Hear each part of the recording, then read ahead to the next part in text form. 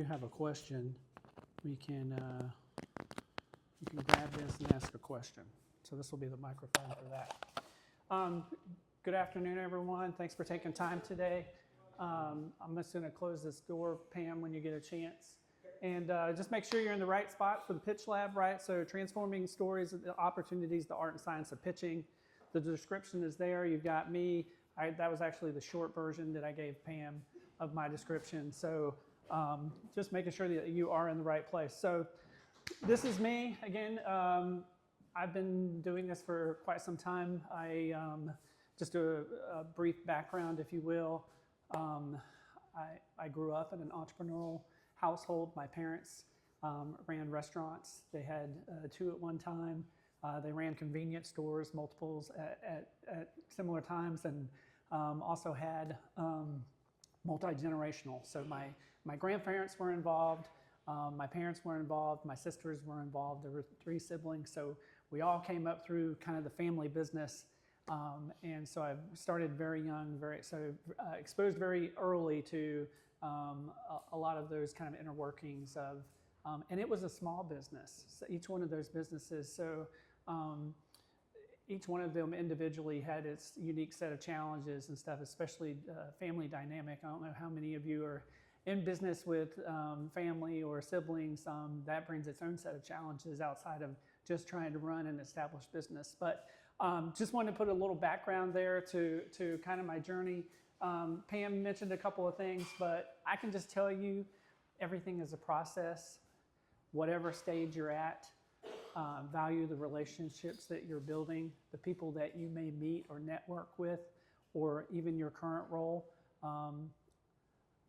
If you're working a 9-to-5 and you're starting a business, even those relationships that you built in these other organizations usually come back. They will come back. So think of everything as a representation of who you are and what you do in the community. It's a very tight-knit community here in Tallahassee. So when you meet someone, you never know when you're going to see them again. You know, all those experiences are going to come full circle to you, especially in our local ecosystem. But that's kind of me. So like the fractional C-suite, I can go into a little bit more of that. So my business model is kind of surrounded around working for multiple companies at one time. As you may know, not any single one company can hire a chief operating officer or a CEO or a CIO or any of these C-suite operational officers. So I can come in short amounts of time and help with procedures, standard operating procedures, protocol inefficiencies, marketing from operational type of things. And we do them like based on the client needs. So we'll meet with them, have a discovery, figure out what their pain points are, and then we can come in a very short time at an agreed upon amount of dollars to figure out what's the most efficient way that you can get a C-suite. If it's something that's outside of my expertise areas, I have other C-suite executives in Tallahassee and across the nation that we can bring in to help them, you know, with those particular things. So that's a little bit about that model. A little bit of the resume, right? So currently CEO of my own private consulting company. I also consult with the SBDC, which allows me to help even more businesses. That allows me to work with a lot of pre-ventures that I can't do in the private sector because we're talking about starting a business, starting about how to make money, right? So I'm actually able to help a lot more businesses here through that partnership with the SBDC. So if you don't see me in the local ecosystem or the community somewhere, you can find me here trying to help startups, nonprofits, even students get started with their businesses. So I've done a couple of things. So we've got a couple of nonprofits here, Innovate TLH, which is an online platform for a community. So hopefully we're building a community of people to come together to talk about all the things, like including the workshops and the things that SBDC are doing. Some more to come on that. And then we do a conference every year in November downtown at the Challenger Center, which is Impact Week. Again, small businesses, nonprofits, students, startups, all coming together for talking, TED Talks, workshops, collaboration, after 5 events, trying to network and connect and meet each other. And then some startup experience. So those are startups. I've been involved in a couple of things. I've did a digital business card company at one point. Guy had a great idea. He's like, and I came in and I kind of brought it to market. So another part of my background is bringing your product to market. So getting it in front of people so that they can test those ideas, right? You want to get it out as quickly as possible. Beat someone to market. That's kind of the expertise that I've done in there. And then again, some state experience. I did my time at the state agencies. I worked at the Department of Health, the Department of Economic Opportunity, and some time at a nonprofit, which was Jeb Bush's foundation here in downtown Tallahassee, and that's Excellence in Education. So you can find me on any one of those places. So quickly, so jumping into our course outline. So hopefully you saw that this is not just a one-time workshop, right? This is a 6-week, but it's spread out over several weeks. We have about 2 weeks between each session. And here I provided this, and again, I'll give you, you've got a snapshot in front of you of the course, but I'll provide the slide deck as well so that it kind of walks through the dates. We've got these dates kind of locked in, but just let me know if you can't make one, and I'll make sure you get documentation ahead of time so that you can keep up with the course and the curriculum and what we're going through. So pretty self-explanatory. The first part is pretty heavy, what we're getting into today and next week to build that pitch. And then it'll all end on the 29th during the pitch event where we'll actually bring in community partners, financial partners, bank. We had a meeting this morning to talk about who those individuals are that you're going to pitch it to and judge.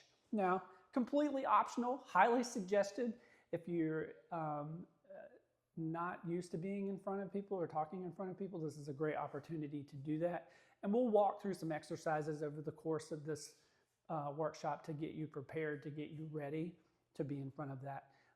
Next time we meet, we're going to talk about some delivering high impact presentations, practical exercises, engaging audience with confidence and clarity, right? How to get in front of people. Tailored pitches, visual storytelling, and then the next to last, we'll do that final, we'll do some walkthroughs of the pitch, we'll do some practice runs and that kind of stuff and get you ready. So again, want you to be comfortable. If someone wants to opt out of pitching in front, it's totally up to you. We're not forcing you to do any of that, but just highly encouraged, and we'll make sure that you have everything that you need to be successful to do that.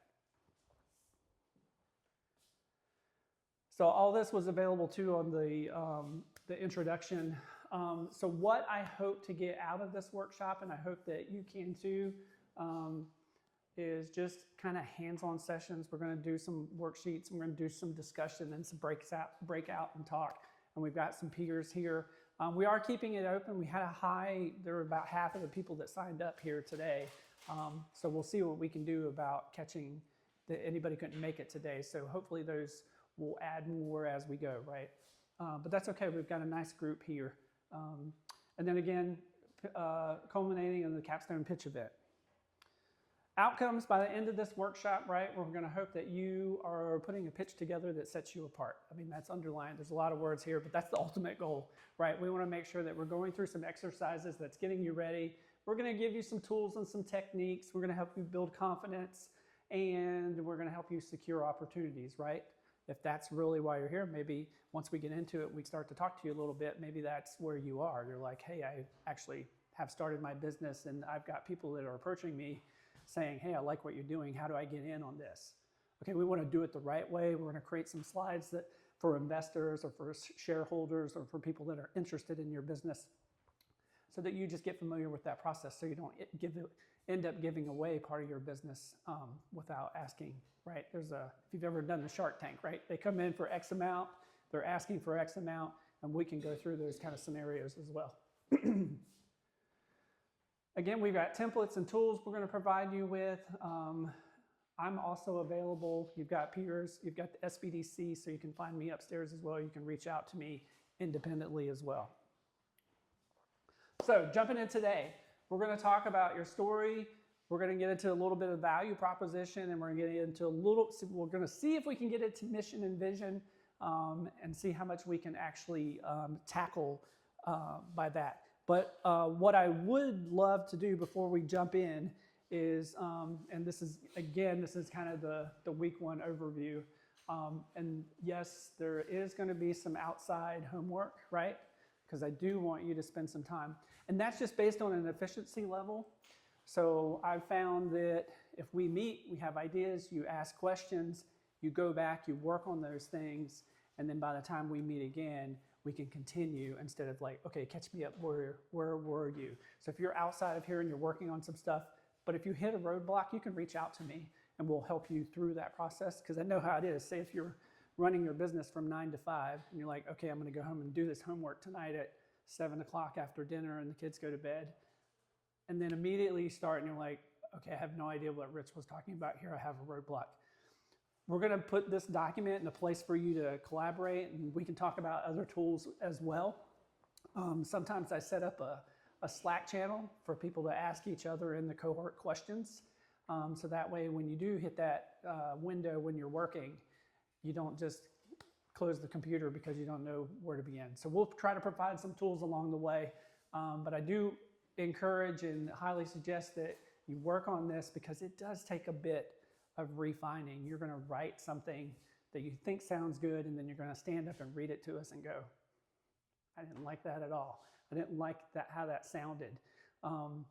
Even myself, there's different tools recording this. I record all my talks just so I can go back and go, oh, okay, I need to elaborate on that. That part of my talk, there were a lot of questions. This part of the talk had no questions. What can I really expand on and make use of the time? Because you're here today on a lunch break or taking time out of your job. So I value your time. So I want to make sure that I get through as much as I can in an hour, or I planned it for the hour and a half to give us time to get here and that kind of thing. But again, know that I value your time and what you're doing. So we're going to try to be as efficient as possible. Any questions so far? Okay. I would like to know, so this is pretty interesting. So now you get to this slide, and I was kind of thinking about it. It's like, okay, I know what you're thinking. Who's this guy, Rich Smith, telling us how to tell our story, right? So it's all about experiences. I've been in business for like 20 years, and I learn something new all the time. And I wrote this down because I have to write it down. I'll take you back a few years, like it says. I was not someone that I ever thought would be doing this, talking about my experiences, what I do. I was shy, reserved, but I was always just kind of, you know, into computers and into software and hardware and that kind of stuff. But as you'll go through, and I'll share some other things too, it's kind of the journey. The people that you meet, I touched on that a little bit, the relationships that you build, you just get better. And if you're already here, you're an entrepreneur, right? You have that inquisitive nature about you, and you just want to learn. The fact that you showed up today says a lot about what you want to do. So you're going to get out of this as much as you put into it. You're going to get something out of it regardless, because I believe in value above all things. So I'm going to make sure that I'm giving you stuff. But anyway, that's kind of like I always thought, because I have a graphic and web design degree, and I thought about pitch decks, and I thought, okay, I'm going to make, you know, really great looking pitch deck. And I'm going to, and I still do that today. I was like, this has to look, but now I approach it from, it needs to be less words, less narrative kind of thing. But I was at a conference, and I watched somebody give a pitch with, just like it says, no slides, no jargon, a simple story, a struggle on stage, concise, to the point. Everyone was leaning in, everyone was engaged in this story, and you just get better at it, right? And that's when I came up with the thought there, I was like, okay,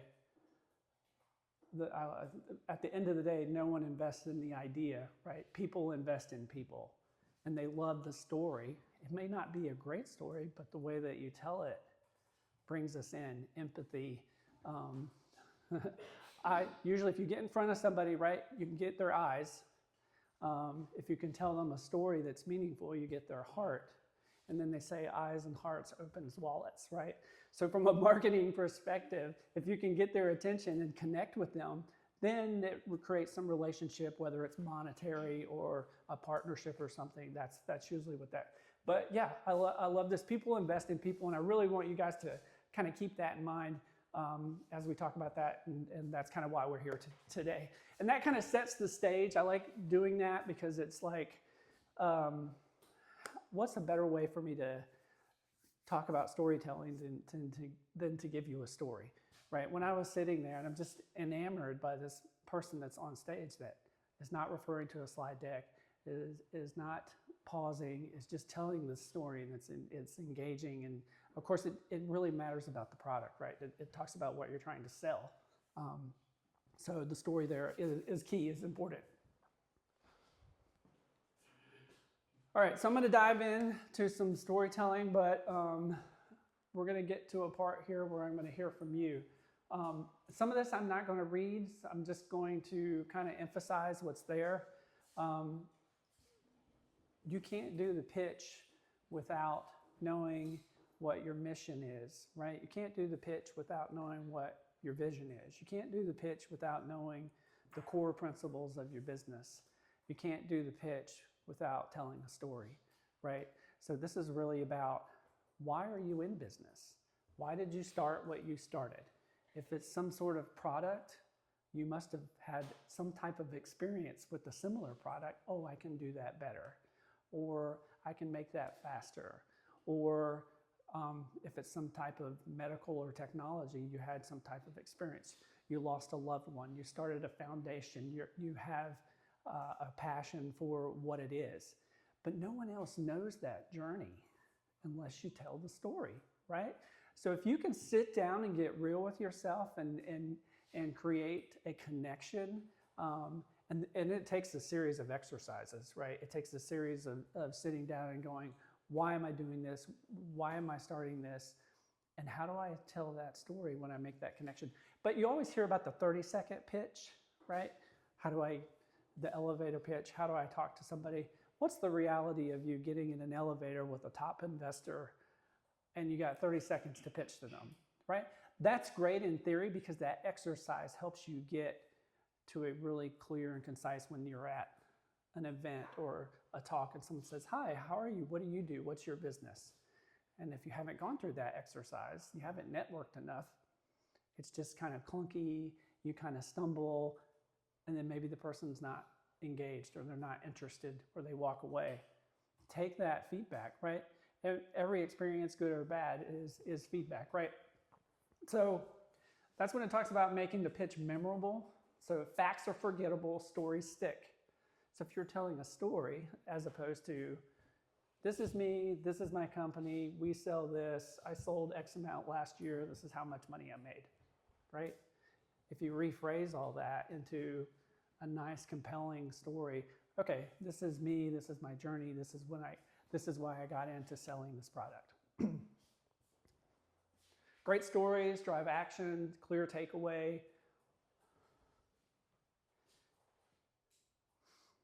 It's also a craft, right? So crafting your story, if done right, transforms a business pitch into an unforgettable experience. So I'm going to, again, look at this activity, right? So think of and share one unique fact about your business to build your story. Document this and save it. There's a brand story worksheet that I will provide in the PDF version. I'm not sure what you've got in front of you. Which one do you have in front of you? Mission statement. Worksheet. Okay. So this one, I'll go through it really quick. It's just kind of a place to write down.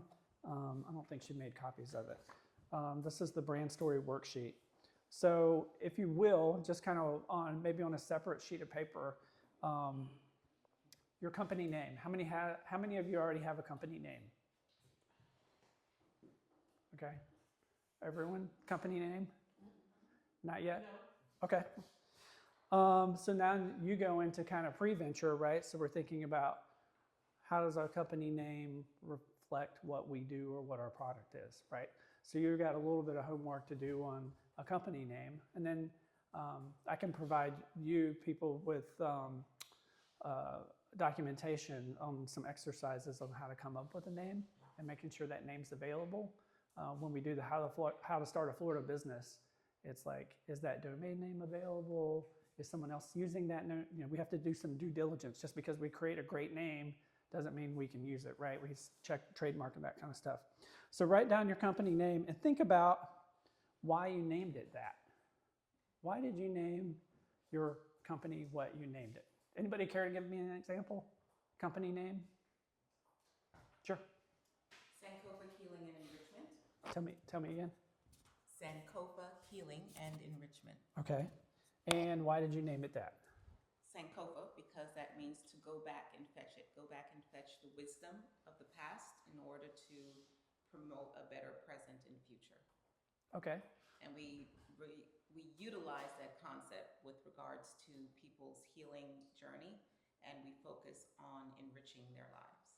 Okay. And I think obviously with the name of the company and then the tagline, what you do helps it. But you've probably been in conversations with like, oh, interesting name. What does that mean? Can you tell me? Right. So there's a little bit of that conversation that has to happen. So that's something that we think about in the beginning is that, we stick with what we stick with, and we're going to stick with it because we're the business owner, right? It's our company name and we like it and that's what we're going to use.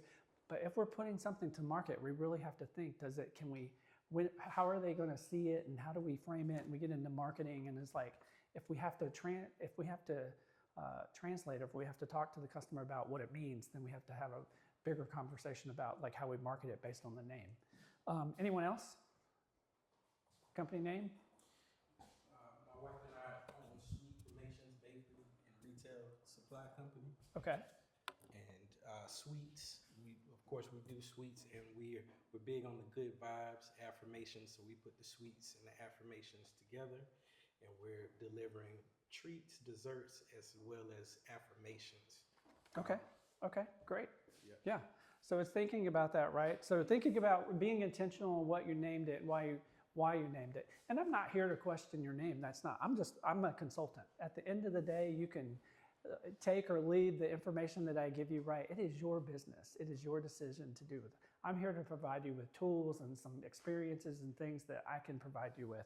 And I encourage you to talk to even more people and take more workshops and continue to learn. But as we go through, like kind of the setting up the business part, we want to talk about like what you do, who your customers are, kind of your brand goals and purposes. And as we continue to move forward, we talk about like kind of motivation, like your primary beliefs. Do any of these pull into the business, right? All of these things are things we're going to use to help create that story. So, and again, so based on our time that we have together, like that's why I put a link in this and I'm going to send it out. That's going to be part of the homework, right? This thing.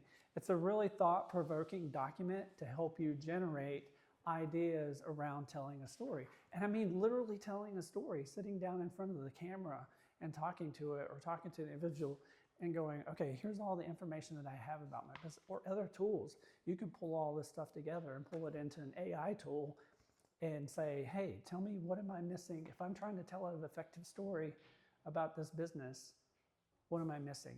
What are the things or what are the components that I need? Let's see. So I'm gonna stick on that for a second. So has anybody been out and about and like you've got a business that you've set up? Do you have a brick and mortar or do you have? Yes. Okay, and then you're doing some marketing. So what's the tagline? Talk to us about the affirmations and how do you market your business? Well, right now it's primarily social media, word of mouth. My wife and I worked as a cottage bakery from our home for about 7 or 8 years before we moved into the brick and mortar. So we built up a pretty good clientele. But it's word of mouth and social media, and we do have a website as well. But we're working on getting the word out there. Sure. Is there a video on your website? We have a radio commercial that just started as well. Okay. So on your website, is there a picture of you, of like the face of the company? Yes. Like when you walk in? And think about that too. Like people want, if you're hiring somebody for something, if you're some sort of service, right? Same thing. Someone's entering your home.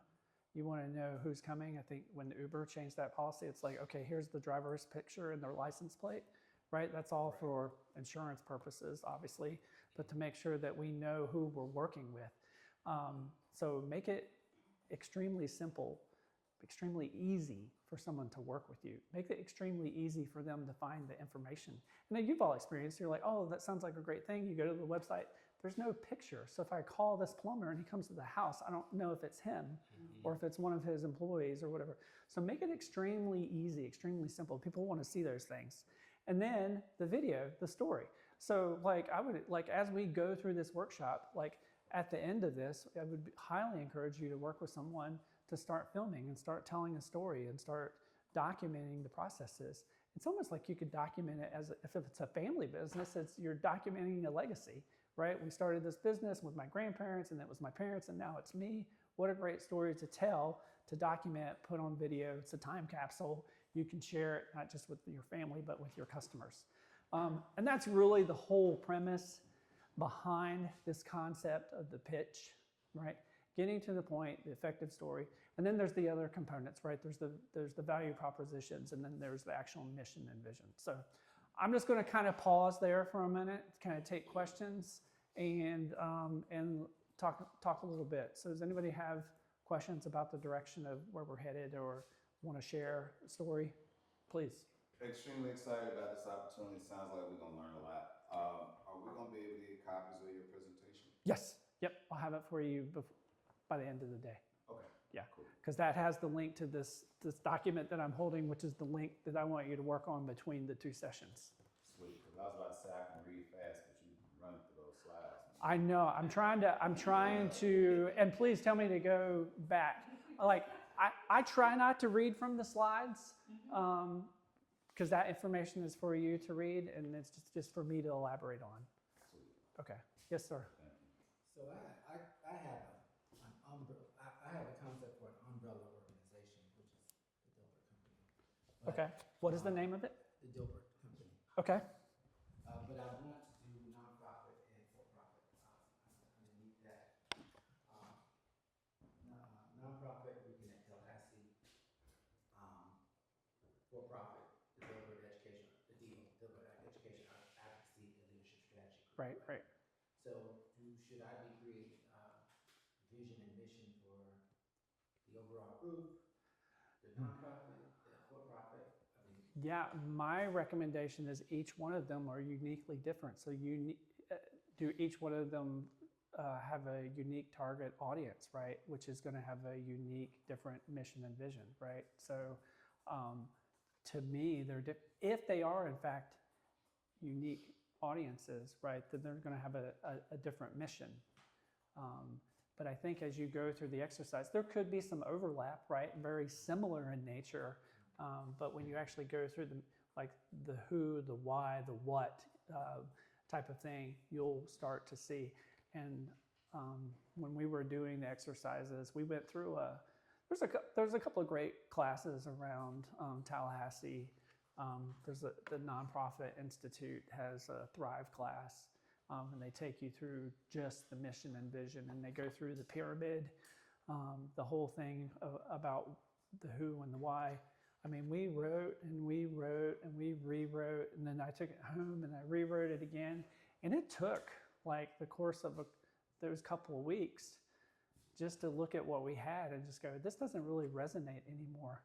And it should change. If your business changes or you add a new product or you add a line of food that you didn't have before, you revisit those things, your mission, your core values.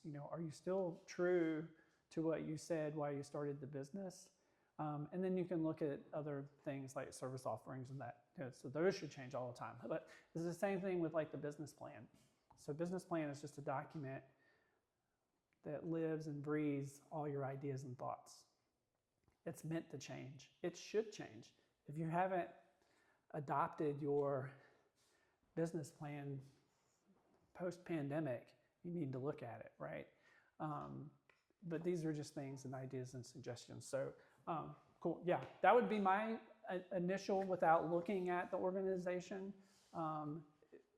because we've got a couple of different nonprofits as well, and they're all uniquely different, or they all target, they're all about small business and entrepreneurship, but one's a platform, one's a conference, So it's different experiences as well. So if it offers a different experience, it may be a different target. Just to piggyback off of that, when doing your pitch or storytelling, if your for-profit business, like for us, we're using that to fund a nonprofit, should we be talking about that in the pitch? Transparency above all, right? Be transparent about what you're doing. And talk to people. Make sure if you're not sure what you're doing is the way you should be doing it, talk to your accountant or your CPA, your business structure, how you set things up, right? Because there's certain things that you need to do. But a nonprofit is a business. Like, you still have to make money. You still answer to a board. You still have to serve. It's just a difference in how you file the taxes, right? You would think, I wouldn't think of a nonprofit any different than you do when you're running, because you're raising funds through sponsorship or however you're raising funds for the nonprofit grants or, which is a whole nother thing right now with grants. I feel like we could have a class to talk about that with everything that's changing. But yeah, great question, and thank you. My question is, if you have a business already established and your business plan changes, do you have to send the state some information about how you pivoted or changed some things? in your business? Only if you're changing the actual structure. So if you go from like an LLC to an S Corp, then you can just update that information in SunBiz. But if it's your business plan, it's your business plan. The only people that are looking at the business plan are you, the people that are in your network, like your investors, and then your financial partners if it's a bank, right? So if we're creating something and we need a loan or we need to go to the bank, right? Obviously that business plan is going to be key for them to look at, for them to determine the type of things, the type of business that you are, your liabilities, all the assumptions and that type of thing. But no, you don't have to submit a business plan to anybody. It's for you and for a financial institution and your partners. In terms of the final project, if you have a situation like we do where we have a for-profit as well as a non-for-profit, what do we pitch in the? Great question. For me, I would focus on the for-profit business, because if you're making money in your for-profit, that allows you to open up the time for you to volunteer or give time to your nonprofit, because everything you do as a business owner should center around revenue. Okay, there are so many things that we have to tackle already that are considered non-revenue generating tasks, administrative, bookkeeping, hiring, onboarding, all those types of things that cost us money. We got to offload those things to the right people so that we can focus on the revenue. So that's just my opinion. I would focus on the for-profit so that you are clear and concise what your business is doing, so that you can then trickle down and work on that sales funnel. Now we have a good, clear idea of what it is that we're doing and why. Now we can start to evaluate our goods and our services and our products. And that's another step, right? It's like, what are we offering and how is it different? And we'll get into that next. So great segue into the value proposition. All right, check the time. We are blowing through time fast. But this is your workshop. This is your course. So if you want me to elaborate or pause on things, just let me know.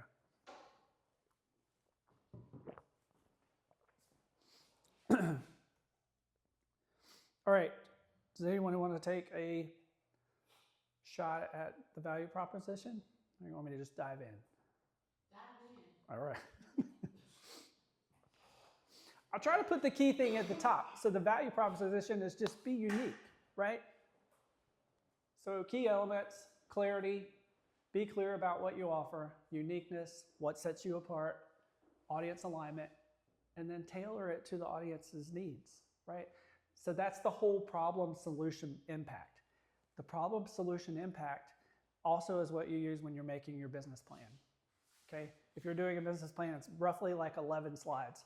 What you are, who you are, identify the problem, present your solution, and then highlight the impact on the customer. That could be from a number standpoint of view, depending on what you're doing or selling, right? But the key thing is like, are you solving a problem, or are you just another t-shirt company in the realm of all the t-shirt companies? And that's okay if you are, but why am I going to come to your t-shirt company? Is it a sustainable product? Is it a better print quality? Is it a faster turnaround? Is your story unique because you're 100% local and you do 100% revenue goes into the community or some charity? How is it different? And that's okay to go after that. But usually you find that through the story, right? You got into a business for a reason. We all go back to that same thing. We started a business for a reason. And maybe it wasn't that product. Maybe it was because of flexibility, right?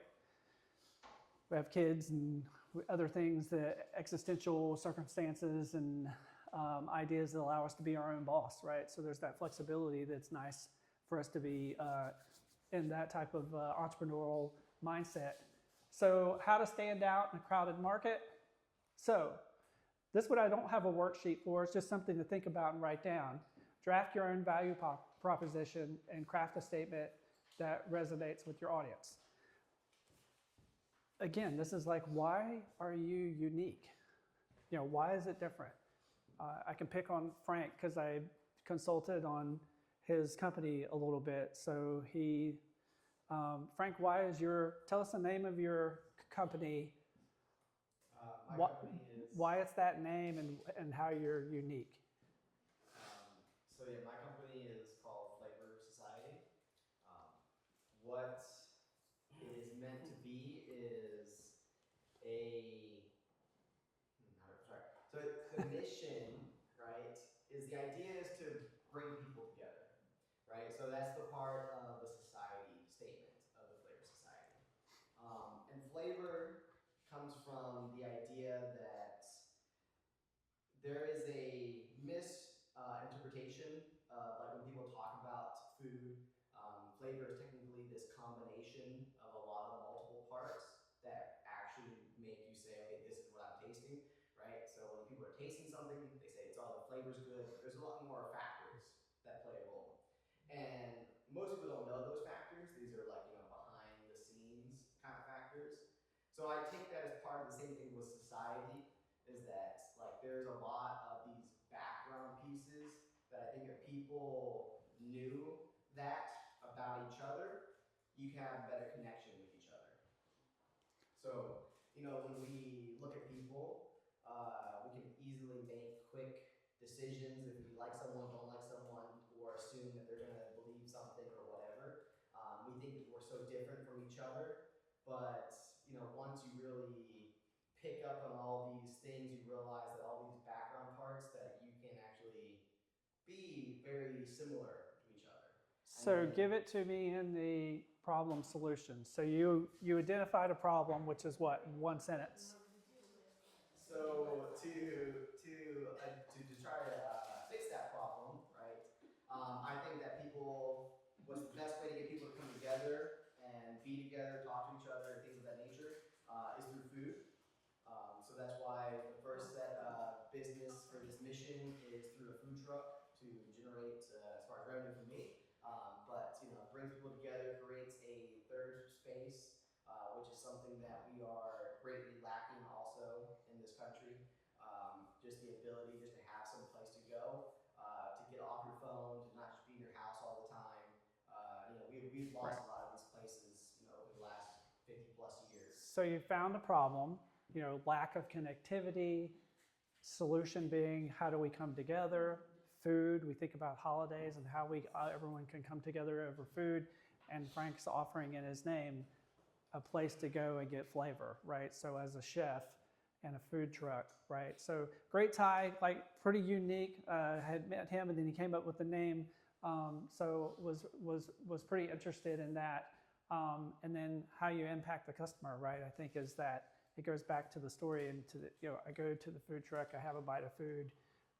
If you're going to be in business and you're going to do food, right, the food has to be good. So when we're taking on a new client, we get a restaurant that calls and said, hey, we'd love to work with you with marketing and or whatever. And I said, well, the first meeting will be there because we have to try the food, right? So, and it's not to get a free meal, right? It's to you have to believe in what you're doing. So Frank truly believes that his food is good and he's putting heart, soul, love into making food. Same thing I would imagine like with the sweets and like what you're doing. So you have to make sure obviously that your product is good. So that's one of the things that we talk about too. So whatever you're doing, you have to be unique, and sometimes you're being unique because you're just good at it, right? You know, again, we're doing this because we had a bad experience and we can do that better. Let's go out, we can do that better. So if that's the unique proposition. So again, so the activity here to take home as well is to think about your business, why it is unique, and how do you frame that into the value proposition. So everything we do. So like with this workshop, I'm like, how do I provide value? Right? I'm giving you tools and resources. I'm expanding as much as I can. I'm trying to answer your questions.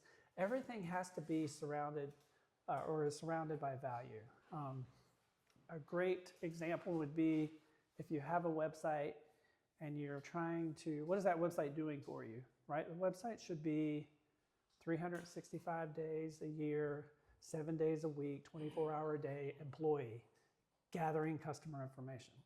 So if you just have some little contact form, contact us, name, email, message. What's that? What is that doing for you? Zero.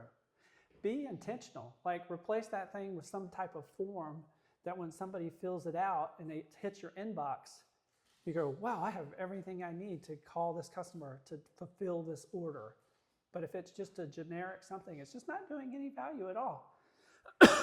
So think about the things that you spend your time on and think about it from a revenue generating standpoint. How can I make this tool better? How can I make this thing more efficient, right?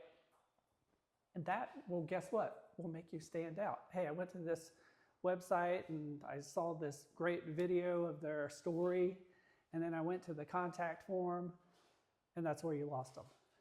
Or now you're going back and you figured out, hey, we've been telling this great story. We're not getting any customers. What else can we do? It's systems and places, right? Everything's a process. So you start, you fix one thing. It's not Field of Dreams. You build it and they will come, right? You have to consistently keep working on it. What's the next piece that we feel like it's not working? And then we can get into that customer behavior type of stuff, right? Polling your customers, talking to your customers, asking them what they think about the product and how do we promote ourselves and that type of thing. But that may be something that makes you stand out. Maybe you, when you set up at the farmer's market, your booth, everyone comes to you because they know every month you're going to have a new food item, a new muffin or baked good, and you're testing it with them first. Like it's a new recipe, I'm not going to try to sell it, I'm going to test market it first. But they know to come, they're going to try something, and then they're probably going to buy something else, right? So that's a whole nother piece that we probably should do a workshop on, marketing and customer behavior and how to promote and how to take that customer through a journey. And you can do them systematically through systems and processes. Take them from the video, they click on the video, they go to the form, they fill out the form, there's a phone call, you contact them, you take an order, you engage with them, and then funnel complete, right? So it's like thinking about that. What's the customer journey? How do you get them in? And then as we're getting new customers, right, we're seeing success by getting new customers. But what about the customers that we already had? And then we start forgetting about those that we're just focused on new. And with the retention, we start losing the customers, our core customers. So we have to start thinking about them too, and how do we engage with those customers as well. And that could be something that makes you unique. You have a really great reward system. They really take care of me as a customer. I came in, I bought one product, and they're not just spam blasting me every day with something or something's on sale or whatever. They're really unique in their marketing approach. So really think about this one. This is one that, in the future, I think we could probably break this out and do some classroom time. But I'd love to hear a couple things we heard from Frank. Anybody else want to tell me why their business why they feel like they're unique? We live in a world where we have a significant healthcare crisis in this nation. Small businesses that have 50 or less employees are particularly struck with what we call the triple threat. Number one, the healthcare costs are rising each and every year. Secondly, in spite of the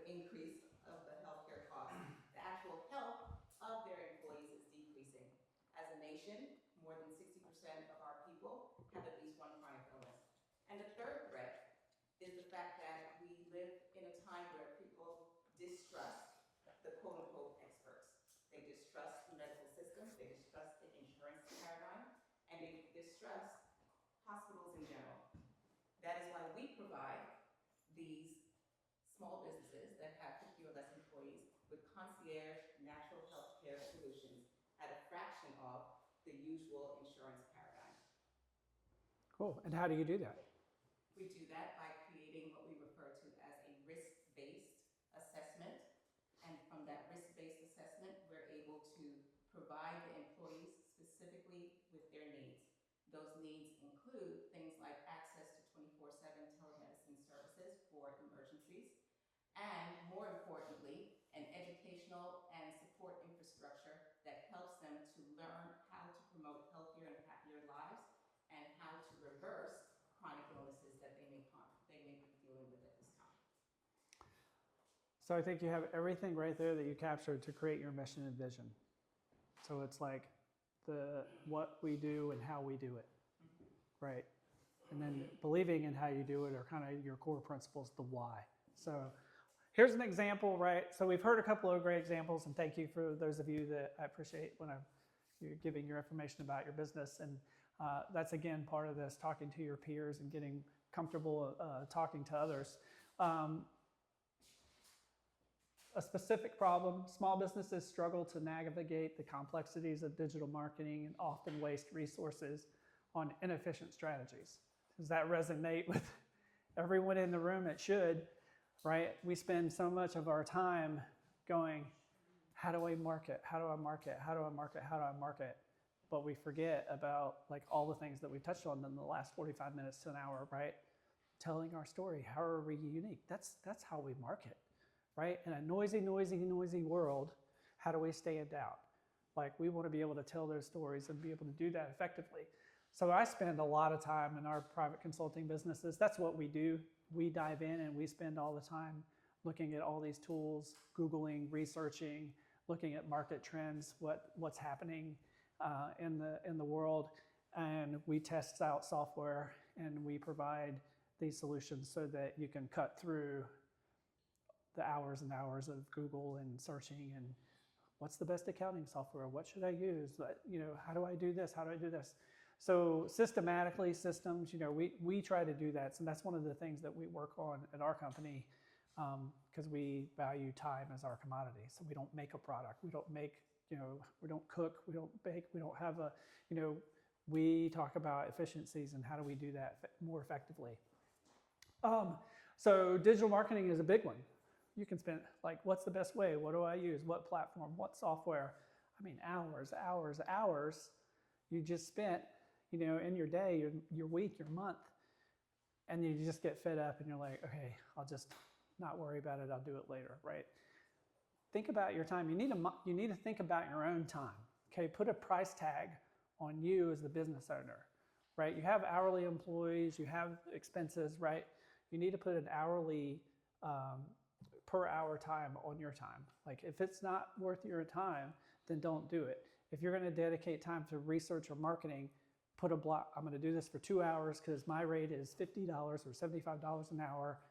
And if I can dedicate $150 towards marketing, that is my time. That's how you start budgeting for these things, right? And if it's not worth the $150, $200, $300 of your time, then don't do it, and figure out, can I delegate that to someone else on my team that's capable? May take them a little bit more time, but again, I have to give them goals too, right? So the solution, right? Our digital marketing service provides tailored strategies to help small businesses boost their online presence, drive measurable growth through targeted, right? So here's the problem, and then we've got a digital marketing company that says, hey, just the example I gave you, we cut through the clutter, hire us, this is what we do. So while they may be, who knows, $500, $600 a month for that service, what would it cost you at your hourly rate to figure out how to do what they're doing, right? So if you can budget to put these things on to the professionals, the money that you spend on that is going to be you're going to see the results exponentially, right? Because we don't know like how to do a national digital marketing campaign and geotarget and do redirect ads and use Meta and do all the ad buys and how to do it and what that budget looks like. They've got a team of people that's writing the content, that's creating the graphics, that's doing all that. But we have to perceive the value. Is there value in us hiring them to do that? Do I have the money to do it? We do. If we start planning for it, we prepare for it, we put 30% of sales and revenue to the side, and we say, hey, this is what we want to do because we believe in order to grow, we've got to spend money to make money, right? So that's the kind of the solution. And the impact is by working with us, businesses see a 30% increase in website traffic and 25% in growth rates. Look for these types of things. If you're looking at a company, look for case studies, look for results. Don't look at the hourly fee. Of course, look at the hourly fee, what they do, but look at the people that they're working with. Can they provide results? If I put up a billboard on I-10, come to my company, call this number, it cost me $1,200 for the billboard. How do I know, is it working? What's the return? Unless a person says, hey, I saw your billboard on I-10, and they came in and they made a big order, okay, I can measure that. But here, same thing. They want your money. You're interviewing them. They're interviewing you, right? Do we work together? How do we mesh? You want to know the results. If you're hiring somebody, if you're hiring a marketing or a graphic or a web person, who have they worked with? What are the results? Like that site looks great, but what was the strategy behind it? Did you sell more baked goods? Did you gain more customers? What was the increase? Ask for these monetary numbers. Right? So this is a great example of value proposition. We're identifying our problem, we're looking for a solution, and then we're really keying in and we're thinking about the impact. We're being really intentional on the impact, right? So think about that, draft yours. Again, I'll get you these slides so that you can use this as a reference. But I really want you guys outside of here to start drafting these samples so that we can share them next time. All right. Questions, thoughts, process on value proposition? Yes, ma'am. Well, not on the value proposition, but Okay. are you going to give us a template for us to use? Yes. There's you have this one for the mission statement, which we're about to do, and then I just didn't get this one passed out or printed in time because it's kind of multi-pages. It's a little bit of a waste of paper, like for us to print it, and then. But it's a multi-page document, and it's the one where you're listing your business, and it goes all the way through, like your purpose, values, what we do. I can, yeah. Before we leave, I've got the link. I've got the link in there, yeah. Okay.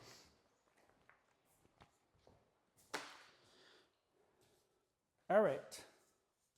So I know we already talked about the mission and vision a bit, because it's pretty critical.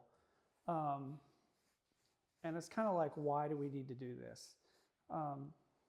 And I think if you're serious about your business, it just provides clarity on what you're doing.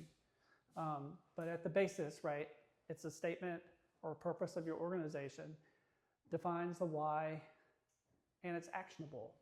The vision is a clear picture of the future, what we're aiming to get to, right? So how do we get there? So we have a vision, this is what we do. Or the mission, this is what we do. We have the vision, how we're going to get there. And then why they matter. It just helps everybody get in on the same page. Just think of it in its simplest form. We're bringing in new employees or whatever. The first thing, okay, this is our mission. You know, like Chick-fil-A has, like we're closed on Sundays, right? I mean, we have a very intentional mission with our like days of the week. You know that you don't have to work on Sundays, right? But here with like what we're doing with the vision is like everyone's on the same page as what our goals are and what we're trying to achieve. And then I can look at that from a position description and go, oh, here's what they kind of believe in. I'm in line with that. I believe that. I would love to work at this place, right? So it helps us in a lot of types of things like that. And then, of course, obviously, the focus here today is like, how does this key into, you know, it's key for the pitch, right? So we have to have these things. Any questions? I mean, we've all heard mission, vision, but has anybody actually worked on it or implemented it into there? I'm getting a nod, yes. Yeah, I could tell when you kind of spoke a little bit that you sounds like you've gone, have you gone through a formal exercise or just worked on it pretty extensively? A couple of exercises. Yeah, okay. It changes over Yeah, the years. and that's okay. Yeah, it should change. Okay, so here's the pyramid that I kind of talked about, and you can look this up. This was kind of the best example from one of the classes that I took. And it just walks you down from the values, the vision, the mission. We don't focus, like, I don't make you write the values, but those are your high level ethics and principles, your beliefs. And then obviously the vision, like I said, where we're going, mission is what we do. And then we can get into strategic objectives. That's a different class, right? And then actions and KPIs. Like after we do all this, how do we measure what we're doing? Like we need key performance indicators. Your people need those. If you have staff, if you have W-2 employees, the simplest KPI there is a job performance evaluation. If they're frontline sales, okay, your monthly goal quota is to sell X amount of this product per month. Why do we do that? Because we're trying to cover their salary, right? If they can't sell this many, I can't afford to pay you. So part of your evaluation says you need to hit these numbers, and if you do, everything's great and gravy, right? And anything above that, you can offer incentives and sales commissions and all that types of things. But those are the actions and the KPIs. So just to the left there, I put, example. We heard some good examples already. Again, the mission is what we do, and the vision is how we get there. It's the best way I can think of putting it. So thoughts, questions, concerns, issues? Does it seem fairly straightforward? So does all of this go into your pitch? This exercise, well, you're going to have a slide deck that says company name, mission, vision, right? That's part of that. You can include it in what's known as the executive summary, but I always do a separate slide that has the mission and the vision so they know who you are and what you're about.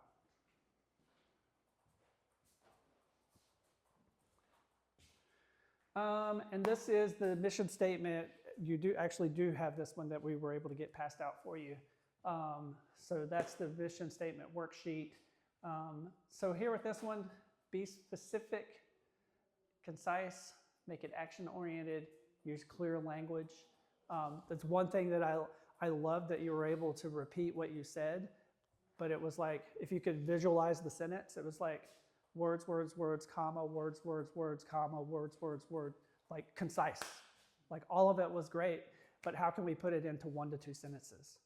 Again, goes back to the pitch, that elevator thing, 30 seconds. How quickly and clearly can I talk about myself and the company? And it comes through these exercises, doing the mission and vision. How quickly and succinctly can I talk about who it is that we are and what we do? So draft your mission statement, focus on the on the purpose and the values, write the vision for where you want to be. 5 to 10 years is kind of I would say 1 to 2 years, in a couple of years, and then we can get into that take the approach that you want. Like where do you want to be? Do you still want to be in your business? Then we can start talking about succession planning, exit strategy. Is it a family business? Do you have kids that you want to hand the business off to? Then we need to start preparing them. We can bring them into the fold, have them do the mission and vision exercise, have them involved in the storytelling and the video that we do. Or we just want to build something that we're going to sell. I had someone that I was working with before, and I was like, okay, how long are you going to run this business? Or he made the comment, he goes, I want to do this for like 10 years and then I want to sell it.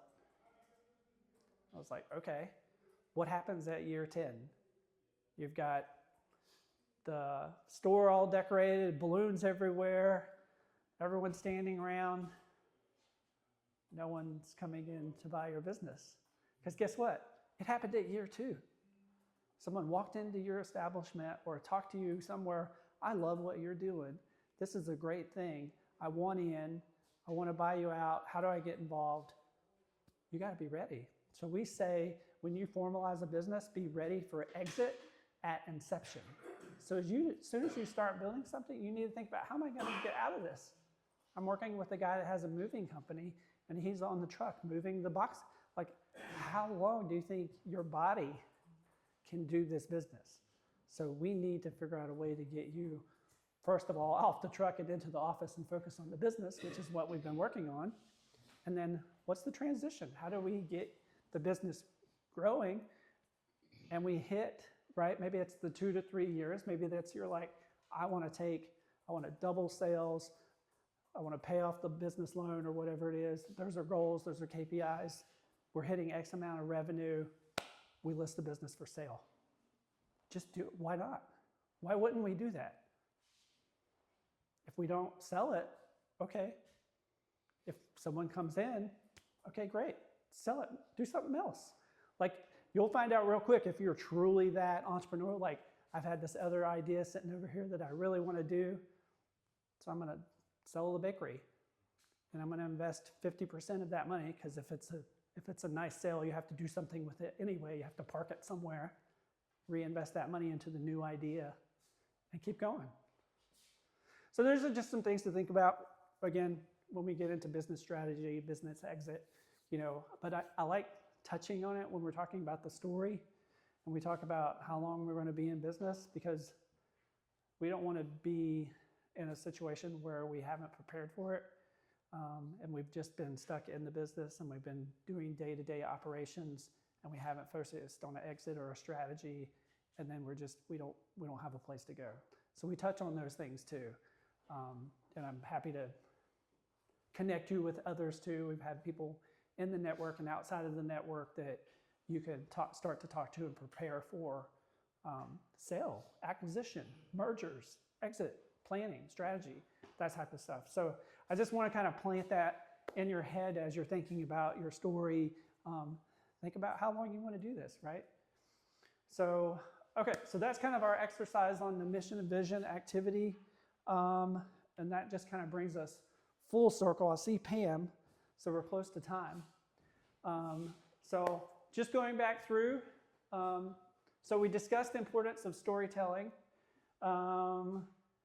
We talked a little bit about the unique fact, right? So one unique fact about your business. We talked a lot about the value proposition. I feel like we did. I feel like we covered it pretty good. I hope you did. Clearly, we've all heard mission and vision. We know why it's important now. And we've got hopefully some key takeaways, and we've got some handouts and some links that I'm going to get to you for homework. Thoughts, questions, where we are right now?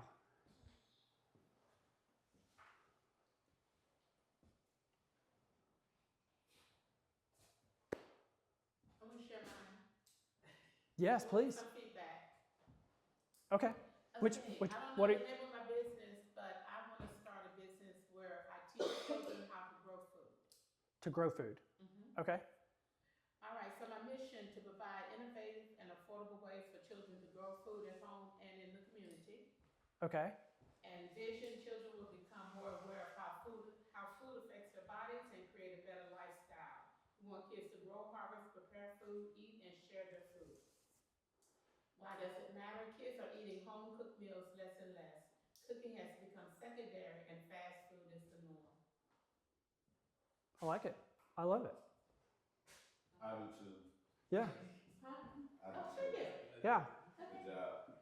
Yeah. Thank you. Did you work on that while you were here? Yes. Perfect. That's what it's like. Like I said, Here. yeah, this is your time too. So don't feel like you're listening to the talking head the whole time. I mean, please be engaged, ask questions, write notes, stop, pause me anytime. Let's dive in. I love that you're sharing. I would love to see you take that even further, take that back now to your partners or your stakeholders, the people that are involved with your business, and share it. One thing I would say, when you go back and you talk to people and you share these ideas and your mission and vision, while it's good to share it with your partner or your kids or whatever, that feedback is really not the feedback that you share it with your customers or with people that are going to buy your product, right? Put it out there and talk to people directly so that you can get the real feedback, as opposed to the kind of like, oh yeah, that sounds really great, good job. You really want that hardcore, and the same thing with the business as it's starting. Like, you need to run through some business models of how am I going to make money with this? And that's the hard, cold truth. Like, we're in business to run this, to be our own boss. It's great, but we're in it to make money. How do we pay all the bills and make some money so that we can do the things that we want to do in life? And that's another part of the business planning and exit strategy. What are our goals? You know, do we want to pay the mortgage and send our kids to college and have a little bit of a retirement? Or like, are we trying to buy, you know, a beach house in Ponte Vedra? You know, those are two entirely different things. But if we know what they are, we set those goals, then we can work on them together and try to get there. So I will make sure I get this to you right after the class so that you'll have that other worksheet. And then, like I said, is anybody interested in a cohort channel? If I set up a Slack channel to talk to each other, put everybody in the group, is there value there? Or is that just another tool that you have to learn and not going to touch? Because I don't, and here it is, like, this is all about the investment of time. If you guys want it, I will do it. But I don't want to spend my time doing something that you guys don't want. You want it? Show of hands? 50-50? Okay. Okay, we'll see. I'm in a cohort now doing some AI certifications. And we have a pretty extensive, they set up a Slack channel. And it was for that reason, because the cohort is at night. So, but before the class, there's a flurry of questions before the class starts. So it's been helpful in that manner. Yes, sir. Case in point, you talked about reconnecting people through food. One of my missions of my nonprofit is to reconnect the city, because I feel our city is really disconnected. Siloed, yes. So when you learn about each other, you learn about different ways we can collaborate to both support our various Absolutely. Networking is key. And networking is free marketing. So when we get into, I do a whole class on networking, like the importance of networking.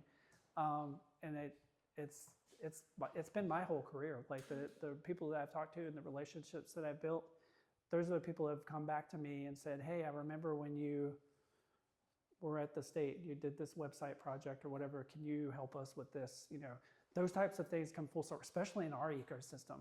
Like, we are such a tight community. But if you go out to weekend events and stuff and you meet people, I mean, that's really how you can, free marketing, right?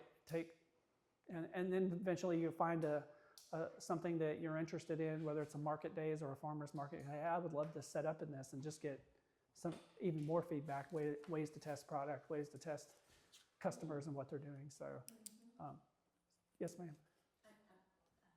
Oh, agreeing? I agree. Okay. So I'll go back. No, great job. So I love how you use the mission, right? So the mission, again, the key thing, the mission is what we do, and our vision, obviously the vision, right? How are we going to get there? What are the things that we're going to do to get there? So. And then, so next week is March 4th, same time, same place. Everybody good with the location? And okay. And then this is me, so you can scan that. So in the interim of setting up a Slack channel or something, if you have a question, text is the best method for me. So you can text me and say, just give me your name and the name of the class, because I'm doing a couple of these classes right now. We're front loading a bunch of classes for the first of the year. So be on the lookout for some tax classes, business plan class. And then if you go to the main SBDC FAMU website, now we've got our events calendar loaded on there, and you can register the same way you registered for this. So I hope, did we provide some value today? Is anybody not coming back next week? That's a good gauge, right? I mean, I'm pretty open book. Ask me anything. I'll be transparent with you. Like, if you say March 4th in 2 weeks. So I give you next week. I give you that. So block out this time on your calendar. Block out next week from 12 to 1:30 and work on this stuff. Because you have so much other. If you dedicated the time to me today from 12 to 1:30, block it out for next Tuesday and work on this stuff. And at least you've done an hour and a half of work before you come back the next, right? Is that fair enough? Yep. So just be intentional about the things. And if you had any questions about any of the tools or references or things that I talked about, text me. I'll be happy to share it with you. So, awesome. Thanks for your time.